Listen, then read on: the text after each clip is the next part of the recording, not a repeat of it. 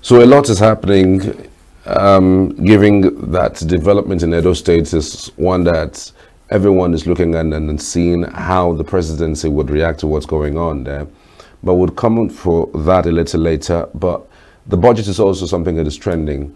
The president had just, presented the 47 trillion naira budget. It's unprecedented. And given that there's a lot that needs to be said regarding the budget, we have a House of Rep member who is representing Igbo-EZE North and UDENU Federal Constituency on Zoom this morning, Honorable Agbo, to talk about the presentation of the budget yesterday. Good to have you. Good morning, sir.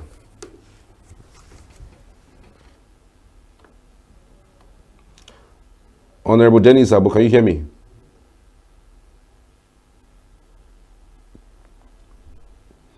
Can you please unmute your microphone?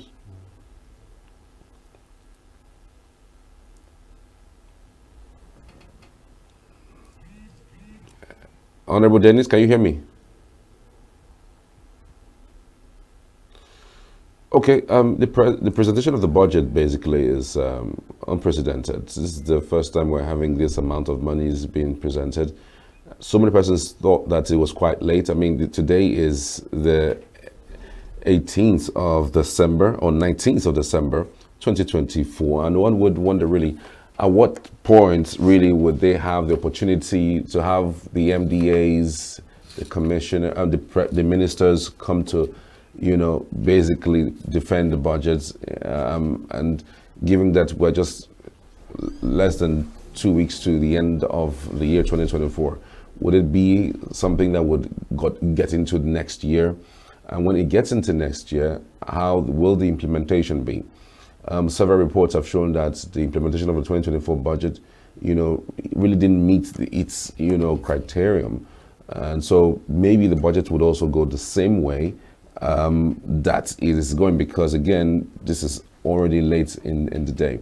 So we'll talk about that, and given that security is getting the highest share in the budget, and why is that? And that has happened for the past 5 years.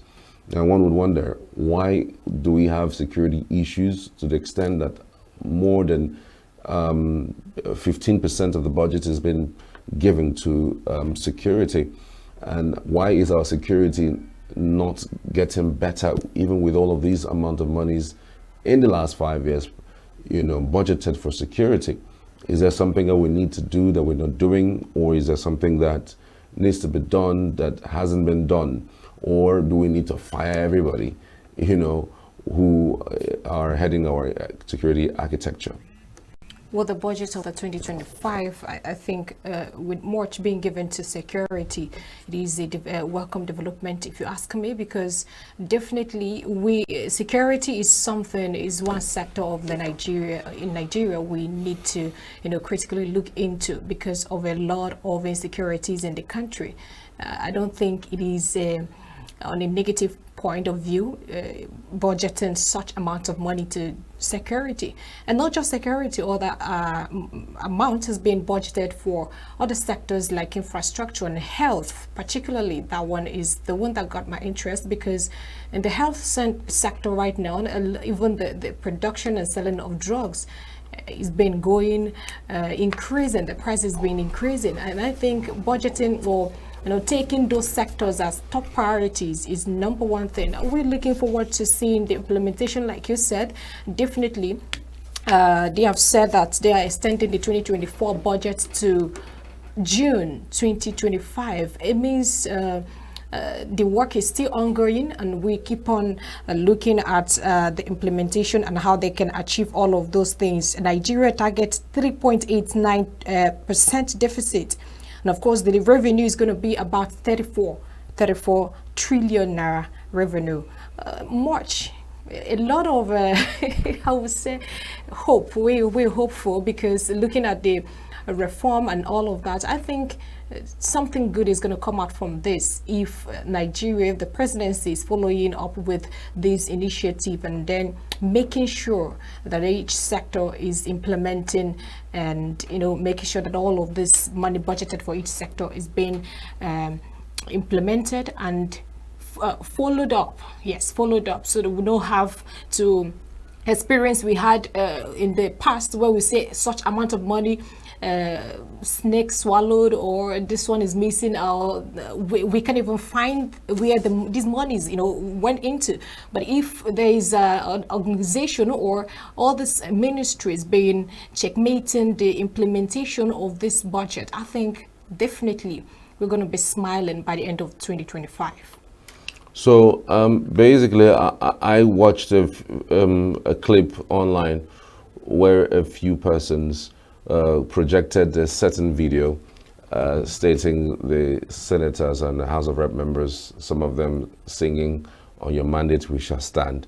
I thought that we had left that behavior last year when the budget was also presented. Instead of singing the national anthem, we had House of Rep members and senators saying, "On your mandate we shall stand, on your mandate we shall stand," and it's I don't know how it feels to you, but it's terribly disgusting to me seeing people singing, "On your mandate we shall stand." We should get to business. Nigerians are in a crossroad. We have a major issue with our economy. We have major issues with our fueling. We have major issues with hunger. And I thought that instead of basically asking the right questions, we shouldn't be singing that kind of song. I mean, because I don't know what you feel like, but for me, it's quite dilapidating. It's disgusting to me.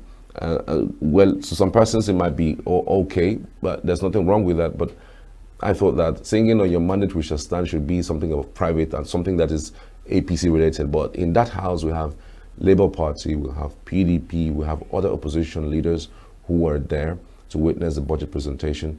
Singing "On your mandate we shall stand," for me, makes no sense. I mean, if you ask me, if they are seeing the possibility of the budget or the plans or reforms of the presidency working for Nigerians, I think right now choosing a good leader or supporting a good leader isn't something that has to do with which party you belong to or who you're supporting. If you see that any party, even if it's your opposition party, the opposition party, and the person is presenting something positive that is going to, affect the life of Nigerians in general positively, I think we should sing praises to the new development, regardless of which party the person belongs to, where the person is coming from. But like you said, we are it's as if we are now focusing on putting more of our attention into self-praise, much more than the implementation of things that we are needing in Nigeria right now, because rightly hunger, hardship is on the increase and all of that. So we should sing more of encouraging songs that we spur the spirit of the presidency and every other person in governance to take up the implementation of all the things they have promised and all the plans they have laid down for us, and not just to sing praises that, oh, we shall stand. What if the mandate happens to be on the negative side anyways? But we're hopeful, really. I personally am hopeful. If during our review this morning, Chris Maduka was saying, oh, he's not happy and all of that. I think I shouldn't be singing hardship as a song. We know we're going through a lot in the country, but I can't continue to sing hardship. I can continue to sing hunger as a song. I think we should, look much more into the positive side of view and then pronounce good things. They say you keep on pronouncing good things and it comes to pass. So we keep on pronouncing good things. If the mandate is actually going to help us, why don't we keep on applauding it? That's my point of view. Honorable Dennis Agbo joins us. He's a member representing IGBO-EZE North and UDENU Federal Constituency. Good to have you. Good morning. Good morning, Honorable. Thank you. I hope you can hear me now. Yes, we can hear you clearly. Okay, good morning, and thank you for having me. Fabulous. I just wanted to hear from you before we start talking about the budget. The singing of "On Your Mandate We Shall Stand" at the floor, how does that make you feel? Okay, I was right there at the plenary during the presentation of the budget. It was only once, in fact twice. One, a member tried to sing that and he was shouted down. And if you are there, you will know that that was what happened. Now, it was at the end, the army band that came from the villa, they were playing it, they were not even singing it, while the president had finished presenting the budget and was leaving. That was what happened. So generally, the members of the House of Representatives and the National Assembly as a whole, we understand that we cannot bring the budget to that kind of level when Nigerian people are feeling the way they are feeling.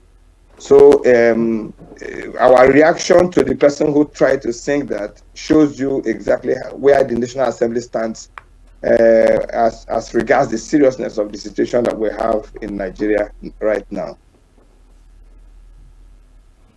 All right. So the budget has been presented to the two chambers. Do you think the budget was presented late? Today is the 19th of December. I'm wondering how you people are going to, be able to pass it within a few days, because in another few days we'll be saying goodbye to the year 2024. Or is it going to be a budget that will be just like what it used to be? We'll get into February or March before the implementation starts. Okay, now two things or three. Number one, the budget will not be passed this year. The budget has been presented, and right after presentation, today we are going to pass the budget through the second reading. So it's going to be robustly debated today, and then that will be it. So it will probably pass the second reading. After passing the second reading, the next thing is that it will now go for public hearing. Now, I think we are at that point going to adjourn for Christmas. And then when we resume very early, we are going to resume earlier than normal. When we resume early in January, then we'll begin to call in the ministry, the departments, and the agencies to come and defend their budget. That is going to be, the leadership has pleaded that process be expedited so that the budget can be passed before the end of January. We are determined to do that. Now, during this, and he also pleaded that during this break, that committees can summon emergency meetings and hold sessions to discuss the budget as it relates to their own committee, so that by the beginning of the year, we begin to invite the heads of MDAs to come and defend their budget. That will be done expeditiously. The framework is laid out. The budget size is known. The sectoral allocations have been pronounced. The priority sectors of government are known, and so that a good guide has been provided. And don't forget, before now we had passed the MTEF. The MTEF is the medium-term expenditure framework. That is the framework on which the budget is constructed. In this case, the government is hoping to do oil production of up to 2.06 barrels per day. They are hoping to bring the exchange rate down from 1,700 to 1,500, and they are hoping to have foreign exchange inflow of up to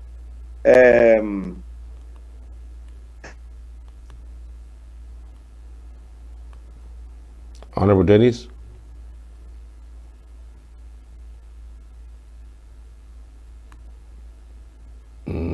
Okay, we may have an issue with the connection. Our own export earnings, and so on and so forth. So the framework is laid out and the timelines are set.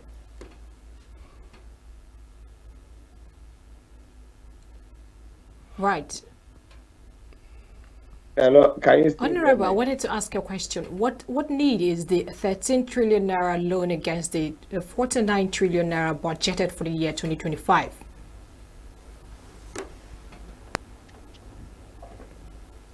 I didn't hear that. I didn't get that. What is the need of the 13 trillion naira loan for the year 2025 against the budget?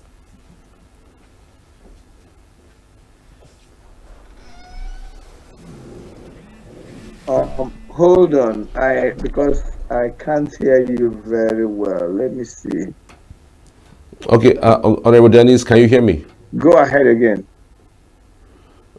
Okay, my colleague I was cannot hear you asking, very well. the budget has a deficit of 13 trillion. It does mean that we are most likely going to borrow again on top of the borrowings that we've had.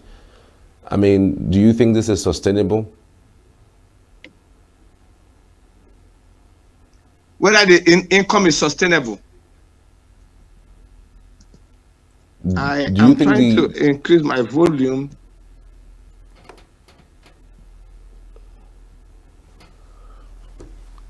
Honorable Dennis, can you hear me?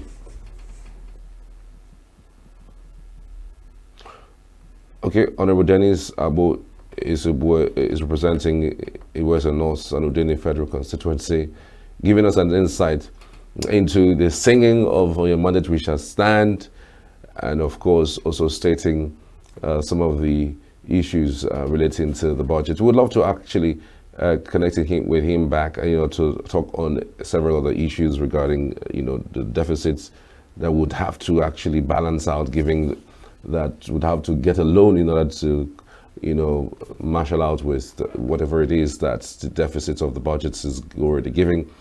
We also understand that security is taking the lion's share of the budget, and that has happened in the last 5 years, and it doesn't look like the security situation is even getting better. And education is not, is amongst the sectors that are receiving the least amount of allocation, and one would wonder whether this government really thinks about education the way and manner that every other person would, because according to the United Nations, that's UNESCO now, apparently you should have at least 10 to 20% of your budget budgeted for education, and that isn't what is happening with this particular budget. So the priorities are mostly the economy, security, and it's just not sitting well with a lot of people. We have still with us Honorable Dennis Agbo, a member representing IGBO-EZE North and UDENU Federal Constituency. Thank you for connecting back with us. Can you hear me, Honorable Dennis? Very well. Okay, so earlier my colleague was asking whether you think it's sustainable that our government is going to borrow at least 13 trillion in order to finance the deficit of this budget. Yeah, it is doable. The budget deficit is almost 30%. It's 13 trillion naira, and it depends on the posturing of Nigeria, whether lenders, multinational and multilateral lending institutions, whether they trust what we are doing. The government has postured itself as a reformist government. I was just telling somebody that it depends on how much Nigerians, how much reform. Nigeria actually needs to be reformed. But how much reform can we take at a time? That is the issue. So, and I think that raising 13-point-something trillion naira may not be where the issue is. We need to cut down on our expenditure.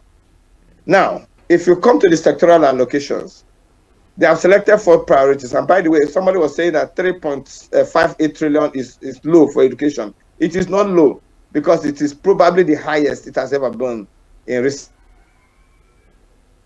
times. What they mentioned were only 4 priority sectors. That is defense, infrastructure, health, and education. Health and education for the growth of human capital development, and then the emphasis on defense. He talked about defending Nigerian people and defending our farmers in the farm. Very critical, because if I have to grow food production, he said that Nigerians must be fed. Okay. Now, if you want to go, the thing that has been inhibiting food output, food production output, is insecurity of farmers in their farms. So I think that if he has prioritized defense with a view to defending our farmers and protecting them in their farms, that is the way to go. So now, next is infrastructure, where he talked about transport, power, and public utilities.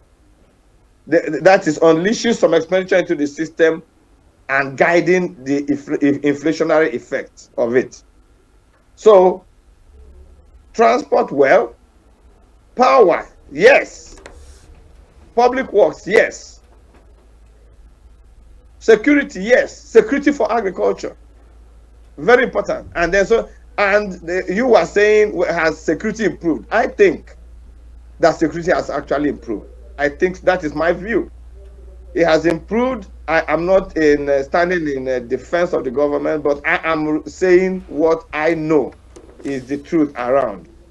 Security has actually improved, but more needs to be done. Especially, let every farmer everywhere.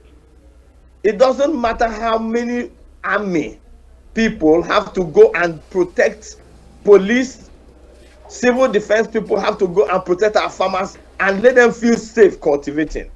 We need to unleash a lot of agricultural produce. It is the high cost of food that caused the tipping crisis in Nigeria and the high inflation of up to 34% in Nigeria. When the cost of food items come down and food becomes available, inflation will be curtailed according to what the government wants. They say they want to reduce inflation from 34 to 15. How do you do that? You must produce. You must produce. And starting from agricultural primary produce, you have to unleash production into the system. Thereby, then you can hope to reduce inflation from 34 to 15. Now, it is security of farmers that is key. The land is there. The arable land is there. The good weather is there. Then, of course, investment in agriculture, like for irrigation, for land clearing, land preparation, and for improved seedling support to farmers, grants. So, but the four sectors you are looking at, can you hear me? Yes, we can. We can. Go ahead.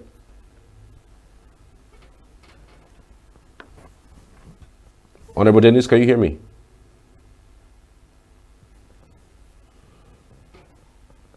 All right. It's quite unfortunate, but he gave some elaborate explanation regarding the budget. I'm sure that when he arrives in town, we're going to have him in the studio to give us an updated version of what he thinks of the budget and how we can achieve the very best before the 2025 comes to a final close. And he mentioned, of course, that yes, the budget is late, but at least before January ends, they will have all the MDAs and the ministers, basically come and defend whatever it is that they have stated in the budget. Hopefully before January ends, the budget will be finally passed into law. All right, we're moving over to something quite different, and it's all about Christmas and transportation. A lot of people are moving this period, and we hope for your safety. So we have someone who is going to talk about that right after the short break. Just stay with us.